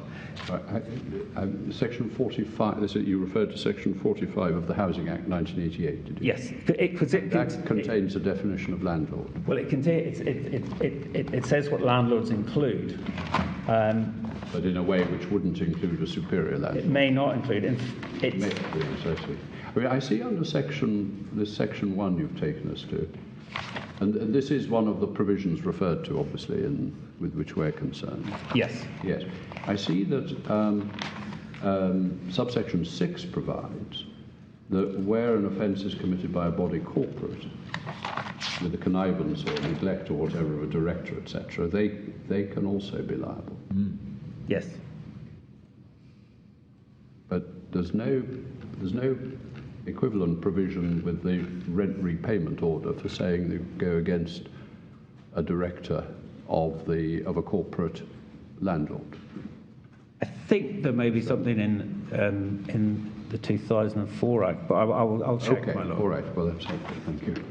I mean, I think that as I've already yes, if there is something which means that a rent repayment order can be made against a culpable director, of course, of the landlord, that I'd like to know about that. Indeed.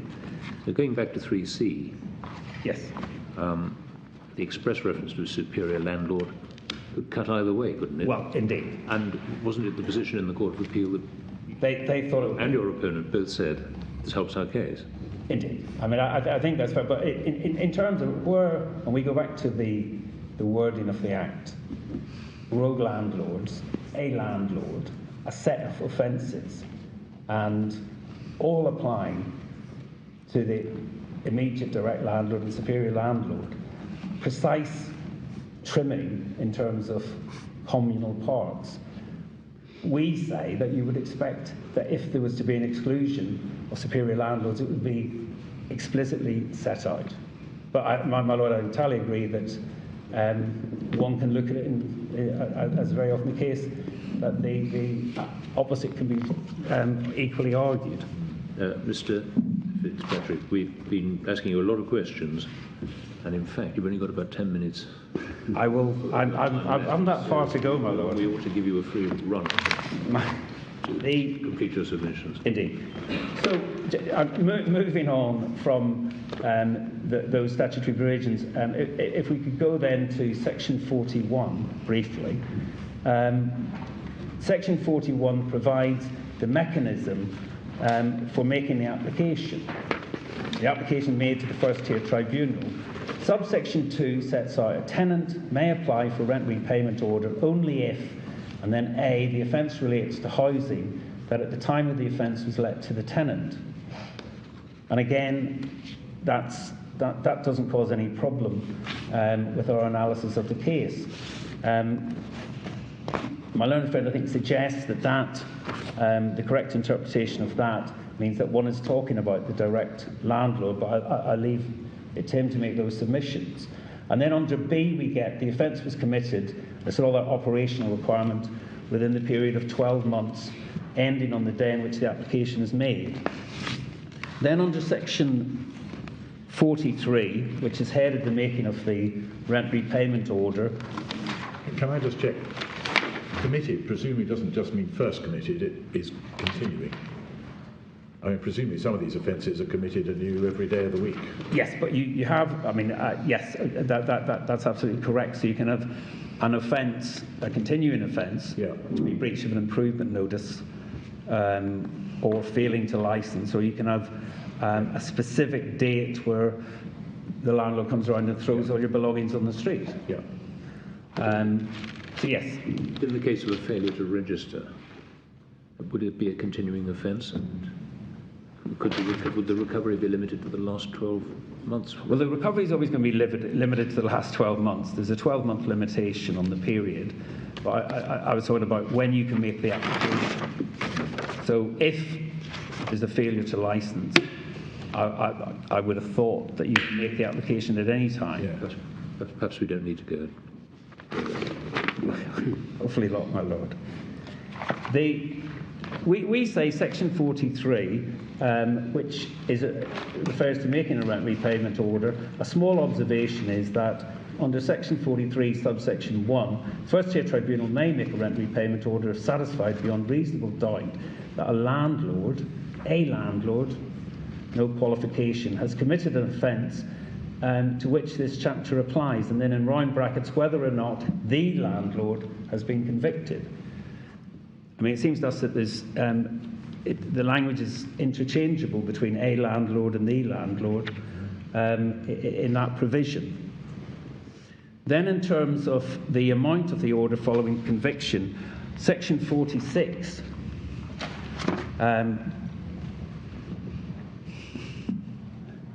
again, the reference under section 46 in terms of the amount of order following conviction makes reference again, it's the open wording, to subsection 2a is made against a landlord who has been convicted of an offence. Then at section 52... Well, sorry, what conclusion do you draw from the reference to a landlord in 82? Well, it's simply the thread of it that there's the wording in relation to the orders is open, and it refers to a landlord. Yes, I see. And in fact, it refers in some of the provisions to a person. So there's no qualification specified. But I agree that the main arguments rest with interpretation of section 40, subsection 1 and section 40, subsection 2. There's a minor point in relation to the interpretation chapter at 281. And in terms of the definition of rent repayment order, it's unhelpfully very short. Where are you taking this? I'm sorry, it's page 281. Page 281, sorry. Yes. I do apologise. Yes.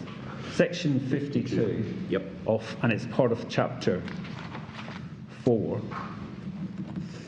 It simply says, if we wanted to get help there, it simply says that the rent repayment order has a meaning given it by section 40. Yeah. So, in relation to the principle of doubtful penalisation, and it was a fallback position of the Court of Appeal that this case fell within in the remit of that approach. We say that it's capable of being outweighed by other interpretive factors, and the weight to be given to the presumption will necessarily depend on the circumstance of the particular case, and we refer to the extracts from Bennion, which I won't go to, at page 591, 593. So we submit that if one applies a purposeful and contextual construction of Chapter 4 and looks how it stands within Part 2 and fits in with the 2004 Act and with the actual offences that are used to target rogue landlords, then if the interpretation, as was found by the Deputy President, we say a first impression may not necessarily be the correct impression, and an interpretation based on common sense. And the interpretation we put on it, and it is in the absence of any, what's shockingly absent is any express qualification, jurisdictional qualification. We say our interpretation is neither strained or doubtful, and therefore the principle doesn't have traction in this case. I mean, moreover, safer renting, in there, and one can see it in the intervener's bundle, page 15, paragraph 31 to 38, set out in great detail the protections afforded to a superior landlord in terms of the defences, the defence of reasonable excuse, and also in relation to a measured approach in terms of penalisation. So, I mean, there's also quite a lot as to, on the one side, the pernicious nature of rent-to-rent schemes, and on the National Association of Residential Landlords, they say, well, it's not as bad, perhaps. I mean, I think this is about the construction of the provisions, so what flows from it. We say perhaps the better view is that espoused and set out in great detail by Safer Renting as to how things operate. But you're not placing particular weight on that. You're basically saying we've got to decide this by interpreting the Act, and the consequences that flow from that may be... Indeed. You can argue both ways, perhaps. Indeed. Well, I mean, I think we're reassured that in the intervener's bundle, there's a very helpful article from my Lord Burroughs in relation to statutory interpretation, which we say follows our approach in the case in terms of purposeful and contextual modern approach to construction. Finally, I go back to the judgment of the Deputy President, because I think it summarises very, I'll just refer to it, at page 109 of the bundle. Paragraph? It's 109 and it's paragraph 64 and 65. And I won't read it, but I'd invite the court to look at it, because there was a first blush reading which is in line with the respondent's view of the case when one looked at section 40, subsection 2, grammatical consideration. But then, in concluding the case, the Deputy President goes back to the policy of the Act in relation to rogue landlords, and importantly, sets out in the middle of 64, I can think of no policy reason why the objective of deterring such offences should extend only to immediate landlords, not superior landlords. If such a limitation had been intended, it could have been made clear as in section 73(1). And then in 65, 5 lines down, to me, the natural meaning of the statute is consistent with its legislative purpose, but the only jurisdictional filter is that the landlord in question must have committed one of the offences. Sorry, so we... I'm sorry, yes, paragraph 65, and it's 5th line down. Fifth line down. And it ends with a narrower interpretation as possible. It would involve reading the language as prescribing an additional condition which is not clearly stated and detract from the simplicity and effectiveness of the statute. And we fully endorse that approach. We say that looked at in terms of the policy considerations and in terms of the actual plain wording and the lack of exclusion of this important part of what comes under the banner of road landlords, it doesn't make sense. Do you have anything else to say? My Lords, those are my submissions. Can I just... I've got one question. It really follows from that. What in your submission is the policy behind narrowing rent repayment orders to landlords? I mean, given that the offences we've looked at can be committed by a wide category of people. In some cases, there's no limit. In other cases, it plainly extends, for example, to managing agents. Yes.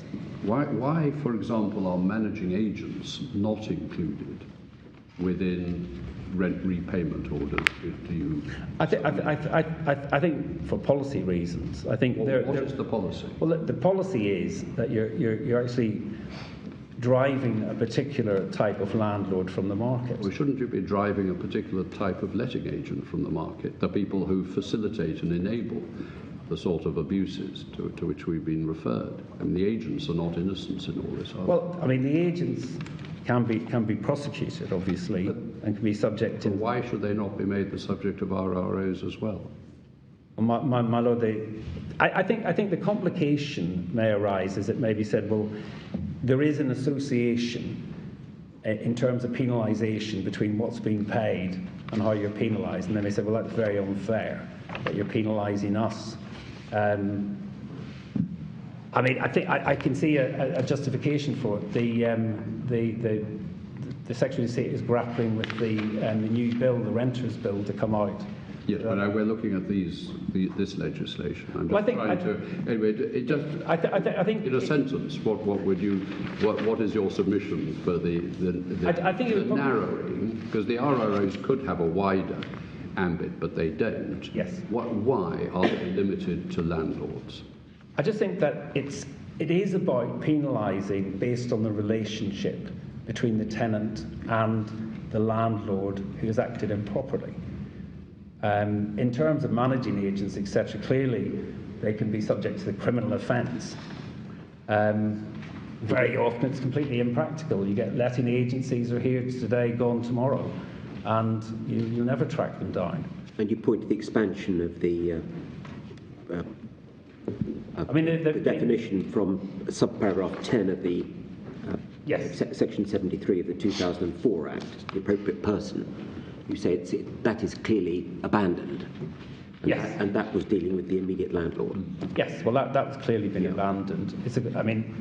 I think they could have made a decision to extend it even further. I mean, the reality is some of the provisions, such as the banning order provisions, do apply to the agents, and you can be put on the register. No, but you can't have an RRO made. No. I mean, landlords go on the register. Yes, landlords go on the register, and letting agents go on the register. Forgive me, we're going to rise for a moment, if we may, and we'll resume in a minute. We'll just rise.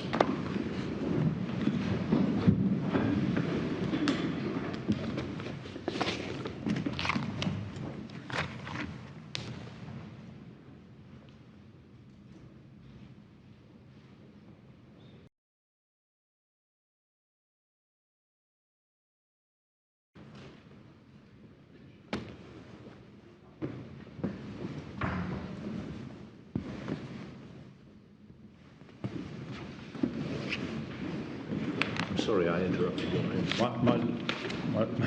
I'm grateful. Give me an opportunity to check with Mr. Baldwin. Give you time to think more about that. Indeed. I mean, 2 minutes. My Lord Richards asked about perhaps why not including property agents, letting managers on RROs. It could have been done. What the part of the policy is to hit the landlord in their pockets, so it's attacking their profits from renting out the property. So that appears to be the justification for going after just the landlords. But obviously, a lot of the other provisions will apply to the property managers and agents. And my Lord Richards did ask about the making of a banning order, and that's at 359, section 16.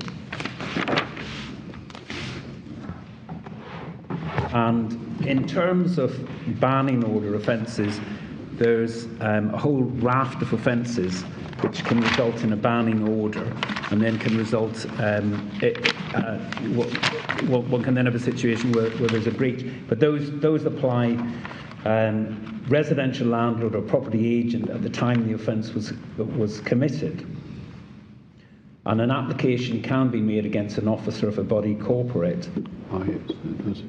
Yeah, can a rent repayment order be made against a director of a corporate landlord? I think my friend is just agreeing that no, there's nothing in that. But under banning orders, and that section 22 specifically addresses offences by bodies corporate. The range of banning order offences, there's regulations at 422, there's a very wide range of offences that make a person unfit to let or manage property. All the offences my laws have been referred to included, but there's a lot of other things that don't actually relate to a landlord-tenant situation, but just make the person unsuitable by reason of criminal conviction or otherwise. Unless there's any particular matter, those are my submissions. Anything further? Thank you. Thank you very much, Mr. Fitzpatrick. Mr. Morris, we'll see you don't lose any time. I'm grateful, my Lord. My Lords, the structure that I'd like to adopt has three broad parts. I'm going to start with an analysis of the words of the Housing and Planning Act 2016 in their statutory context.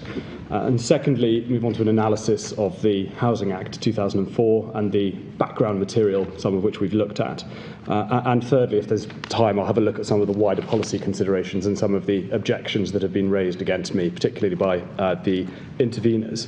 But just by way of overview, as your Lordships will have seen, the Respondent's case is this. First of all, the words of the statutes are unambiguous. They make clear that a rent repayment order in every case can only be made against the direct landlord of an occupier of housing. Secondly, I say that the background materials, when properly analysed, are consistent with that being Parliament's purpose in enacting Chapter 4 of Part 2 of the 2016 Act. And thirdly, there is nothing... Sorry, the second was? Sorry, my Lord, I missed that. I'm sorry, your second submission. The second broad theme is that the background materials that we will look at suggest that Parliament's purpose in enacting Part 2, Chapter 4 of the 2016 Act was to keep rent repayment orders limited to direct landlords, as under the 2004 Act. And the third broad set of submissions is that there's nothing in the wider policy context which requires the words of the statute to be given the meaning for which the appellants contend. And just by way of introduction, my Lords, in my submission, it is vital to approach the construction of these provisions by keeping in mind the way that the private rented sector as a whole is regulated. As I set out in my written case, and I will come on to later, the rent repayment order machinery is just one part of a considerably wider and comprehensive regime for regulating and policing and upholding standards in the private rented sector. And as we've seen a little of already, Parliament has made a conscious choice to limit their availability only to particular situations. And so if I can just pick up where my Lord Richards left off with my learned friend, there are a number of very obvious limitations. First, a rent repayment order can only be made against a landlord, despite the fact that, as my Lord Richards alluded to earlier, relevant offences can also be committed by others, and particularly in this context, letting agents and property managers who are engaged by landlords. And this is the case, my Lords, notwithstanding the fact that those agents will also, in most cases, profit to some degree from the letting of property, the letting of housing in England. And the rent may well pass through their hands. Well, indeed, my Lord, and one would expect them to take something of a cut. Exactly. And it is also significant in my submission just to remember that, as my learned friend said, the Part 2 of the Act comes with this heading that says this part is about rogue landlords and property agents. And so Parliament has in mind both rogue landlords and rogue property agents, but has still decided to limit rent repayment orders to landlords. And the second... So what's the policy for excluding agents? The policy for excluding... What's the policy for excluding agents and limiting it? Because, in my submission, my Lord, and obviously I'll develop this in a little bit more detail later, the starting point was that under the Housing Act of 2004, Parliament had legislated to introduce rent repayment orders to address a particularly unusual situation, which was the fact that tenants had been withholding rent when they were occupying unlicensed HMOs by arguing that because the contract was illegal, the rent payment provisions in it were unenforceable. And what we see in Section 73 of the, or 73 of the 2004 Act is a provision that expressly says all provisions of a tenancy of an unlicensed HMO are enforceable and not void for illegality. But, so in other words, the tenant still has to pay, but amounts paid can be recovered from the person to whom they were paid in accordance with this new rent repayment regime that was set out. So that was the starting point, and it addressed a particular situation. And what we will see is that the underlying policy was to remove the profit from the landlord, to remove their profits from letting the property unlawfully. I accept that it is also the case that letting agents, as I've just said, may stand to make a profit, but this needs to be seen in the context of the 2016 Act. All that Parliament did was to take an existing machinery for removing rent from landlords to whom it was paid and extend it to new offences. What they also did, through other chapters in the Act, was to come up with, as I think everyone has agreed, a wide range of new measures for not just enforcing the criminal law against property agents, but also removing the profits through the imposition of civil penalties. So, in other words, seen in context, this is just a small development by Parliament. They're taking something which already exists. It's a simple, ready remedy that's been considered on occasion by the upper tribunal before and applying it to new situations. There are other ways in which they come for rogue property agents. Thank you.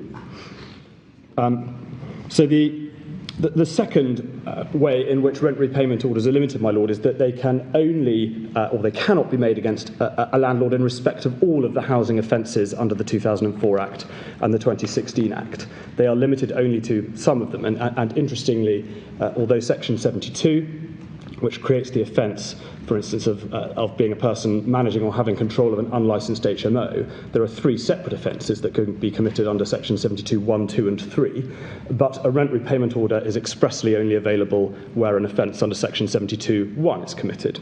So that is another interesting omission, if you like. And thirdly, in cases where an offence committed by a company landlord, is also proved to have been committed by a director or some other human agent of that company, a rent repayment order cannot be made against that human agent, notwithstanding the fact that they also commit the offence. And given that Parliament in the 2016 Act separately ensured that a civil penalty can be imposed upon a human agent where they, along with the company, commit a number of the housing offences which engage rent repayment orders, that is another notable distinction in my submission. And the point can be taken a little further still, because a civil penalty under Section 249A can be imposed in respect of all 3 of the housing licensing offences under Section 72, whereas a rent repayment order can only be made in respect of a Section 72(1) offence. And also a civil penalty can be imposed in respect of both of the Section 95 offences. So those are being a person having control of or managing an unlicensed house or breaching the terms of a licence, whereas a rent repayment order is only available for the first of those offences. So that's another way we see that Parliament very clearly limits the scope of the remedy. And in my submission, the extension of the rent repayment order machinery in the 2016 Act needs to be seen in that wider context. And so just to draw this bit to a close, just because a rent repayment order could, in theory, work against a superior landlord who commits a relevant offence does not mean that Parliament intended that to be the case. And as I will come on to submit, it clearly was not. My Lords, I'm now going to... You're not suggesting, or perhaps you are, that it's easy to understand why a rent repayment order against a landlord is only available in relation to some of these offences and not others. I mean, is there any rational reason why it's, you've given us 3 offences under Section 72, a rent repayment order can only be made against in respect to one of those? Is there any obvious rationale for that on your submission? Not that I can think of, my Lord. It is nonetheless what Parliament has clearly done, and there's no dispute about that. Okay. But what it also suggests is that, for the reasons that I've just set out, Parliament clearly intended the civil penalty regime to do a lot of the heavy lifting. And in respect of what's been termed the polluter pays principle, which I think Parliament contemplated to mean the recovery by local housing authorities of money from rogue landlords, which they can then use to promote their housing regulation roles. The Section 249A penalties are plainly a very useful part of that, and notably, where a local housing authority wants to impose a civil penalty under Section 249A, It doesn't need to prosecute. It doesn't even need to issue proceedings. It can simply serve a civil penalty notice. And unless the person on whom that is served appeals that to the first-tier tribunal, that then becomes enforceable as a civil debt. So, my lords, I want now to move straight into the language of the statute, if I may. And that's behind tab 8 of the bundle. It starts at page 269. And the starting point, my lords, is that section 40, subsection 1, does not have the significance that the upper tribunal thought it did and that my learned friend submitted to you that it did. You will see from the heading of the section, it is an introduction and key definitions. And what we can see is that section 40, subsection 1, merely introduces what this chapter of the Act does. Just says, this chapter confers power on the first-tier tribunal to make a rent repayment order where a landlord has committed an offence to which this chapter applies. It is purely declaratory in effect. It doesn't say what a rent repayment order is. It doesn't set out any conditions except that there must have been an offence committed, and it doesn't say how a rent repayment order is to be obtained. So it is purely introductory. Section 42, onto which I'll come, then sets out the definitions of a rent repayment order, and then section 40, subsection 3 sets out the definition of an offence to which this chapter applies. So we have some introduction, we have the key definitions, but that is all. And the actual power, my lords, to impose a rent repayment order is conferred on the first-tier tribunal by section 43, subsection 1 on page 272.